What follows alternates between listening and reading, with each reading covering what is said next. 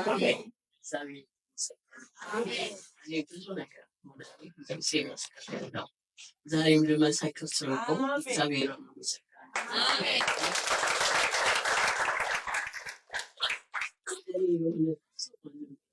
እግዚአብሔር እጅግ አብልጦ እንደሚወድ ያወቅሁት ባለፈው ስመሰክር እንደ የዛሬ 15 ቀን ወንድሜ ነበር የእግዚአብሔር ሰው ድሮ የድል ቀናችን ነው እያለ ያውጅ ነበረ። ከዛ በፊትም ባህልሽ መጥቶልኝ ነበር መልዕክትና በፍርድ ቤት ጉዳይ ላይ ቤት እንደነበረ እና እየተከራከረ ነበር እና ሮብ ቀን ነበር ቀጠሮ የኔ እሑድ ከዛ የሚቀጥለው ሮብ የድል ቀናችን ነው ሲል አሜን ነበር። ከዛም በፊት ሀይልሻ እንዲህ ወረቀት ተመቶ የሚሰጠው ሰው አለ፣ ወረቀት እንዲህ ተመቶ የሚሰጠው ሰው አለ ሲል እኔ አሜን እያልኩ ወስድ ነበር። ለምን አውቀው ነበር የውሳኔ ቀን ነበር እና የዛ ዕለት ሮብ ቀን እንደቆምን ውሳኔው እኔ ምንም አልተከራከርኩም። እውነት ስላችኋለሁ ትቼዋለሁ። አንዴ ተሸንፌ ነው ከዚህ በኋላ ለምን ገባለሁ በሚለው ትቼዋለሁ። ከዛ በሮብ ዕለት የፍርድ ውሳኔው ሲመጣ ውሳኔው ለእኔ ነበር። አላረኩም።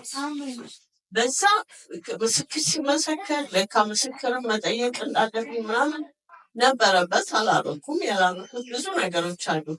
እኔ ዝም ስል ለካ እግዚአብሔር ሰርቷል እና እግዚአብሔር ሰርቶ በጣም አስደነቀኝ። ውሳኔው ለእኔ ቤቱ ለእኔ ተወሰነ።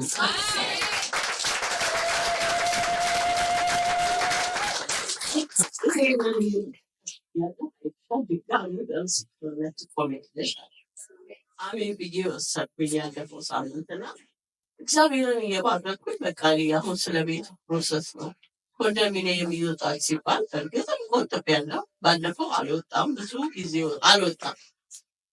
ከዛ እንደ አጋጣሚ አላየሁትም። ሰዎች ደውለው ኧረ ቺቺ አላየሽም እንደ ኮንዶሚኒየም ወጣልሽ ቱ ቤድሩም አሉ። እኔ አለቀስኩ። በቃ በእውነት እላችኋለሁ አንዳንድ ጊዜ እጣውን ሁሉን ነገር ለእግዚአብሔር መስጠት ትልቅ ነገር ነው። እኔ ያለፍኩበትን መከራ በጣም አውቀዋለሁ። በሞትና በህይወት መካከል ሆኜ አልፌያለሁ በዚህ በቤት ጉዳይ እና ሁሌ የምለው ጌታ ሆይ የኔን ቤት ስጠኝ ነበር። ያለፍኩበትን ነገር ሳየው እውነት ነው። ዳዊት ትነግሳለህ ሲባል ሲቀባ ነገ የሚነግስ ነበር የሚመስለው። ግን ያለፈበት ነገር ለንግስና እስኪበቃ ያለፈበት ነገር በጣም ብዙ በቃ በጣም አጣብቂኝ በሆነ ነገር አልፏል። እኔ ከዛ በላይ መከራ አልፎብኛል በዚህ በቤት ጉዳይ።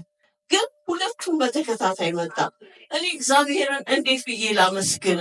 በቃ ሰዎች በደስታ ያለቅሳሉ፣ እኔ ቆሜ በቃ በጠራራ ፀሐይ ህዝብ በተሰበሰበበት በጣም ነው ያለቀስኩት። ምን እንደሆነ ያስለቀሰኝ ማለት ነው። ሰው ይስቃል፣ እኔ ግን አለቀስኩ። እግዚአብሔር የተባረከ ይሁን። እግዚአብሔር በዚህ መንገድ ደግሞ ድጋሚ ባርኮኛል። እግዚአብሔርን አመስግኑ።